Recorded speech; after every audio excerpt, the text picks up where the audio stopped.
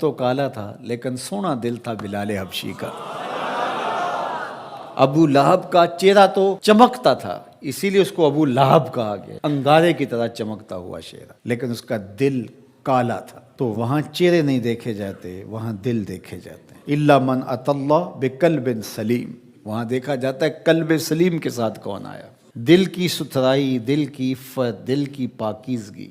شیشے اتے کٹا جمیا کنداں چاڑی جاندے، شیشے اتے کٹا جمیا کنداں چاڑی جاندے، جلداں نوں اے سانپ کے رکھن ورکے پھاڑی جاندے، جلداں نوں اے سانپ کے رکھ دے ورکے پھاڑی جاندے۔ تو اصل تو یہ صاف ہونا چاہیے، یہ ستھرا ہونا چاہیے۔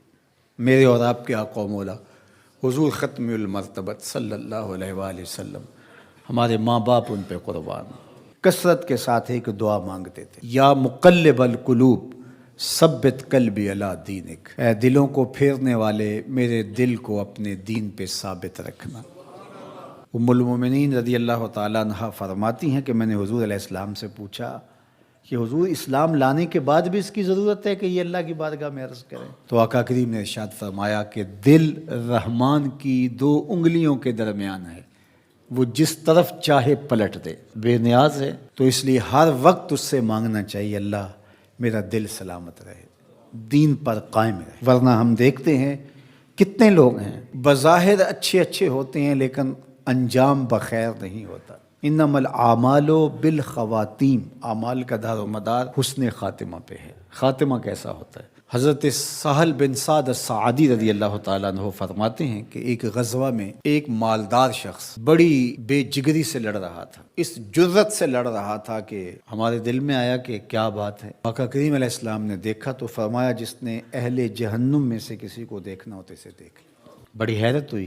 ایک صحابی کہتے ہیں میں اس کے پیچھے ہو گیا کہ حضور علیہ السلام نے جو فرمایا ہے کوئی وجہ ہوگی تو میں دیکھوں ماجرا کیا ہے۔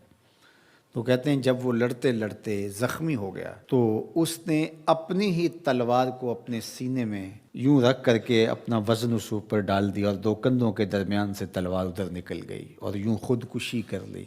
تو کہا کہ بندہ ساری زندگی نیکیاں کرتا ہے، لکھا ہوا غالب آ جاتا ہے اور پھر آخر اچھا نہیں اس کا رہتا۔ اور کتنے ایسے لوگ ہیں کہ جن کا ماضی بہت بھیانک اور برا تھا لیکن آخر ٹھیک ہو جاتا ہے۔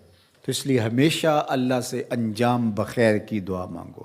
یا مقلب القلوب ثبت قلبی علی دینک، اے دلوں کو پھیرنے والے ہمارے دلوں کو دین پہ ثابت رکھنا، کہیں ایسا نہ ہو کہ ہمارا انجام ٹھیک نہ ہو، انجام ہمارا ٹھیک ہونا چاہیے۔ حضرت ابی ملیکہ رضی اللہ تعالیٰ عنہ فرماتے ہیں میں 30 اصحاب رسول سے ملاقات کی ہے، میں نے سب کو فکر مند پایا ہے انجام ٹھیک ہو جائے۔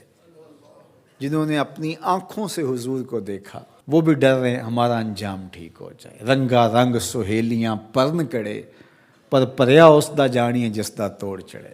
ہمیں ایک اور دعا ترغیب دی گئی قرآن مجید میں اہل ایمان کو، اور وہ کیا؟ ربنا لا تزغ قلوبنا بعد اذ ہدیتنا وہب لنا من لدنک رحمہ انک انت الوہاب، اے اللہ ہمارے دلوں کو سیدھا کر دینے کے بعد دوبارہ ٹیڑھا نہ کرنا۔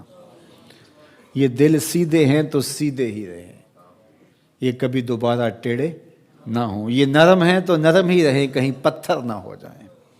ایمان کے نور سے جگمگا رہے ہیں اللہ، یہ جگمگاتے ہی رہیں، کہیں دوبارہ ان میں ظلمتیں نہ آ جائیں۔